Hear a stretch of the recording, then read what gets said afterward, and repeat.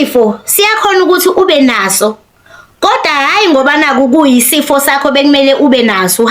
Kungenzeka kube idlozi ilona elikwenza ukuthi ube naleso sifo.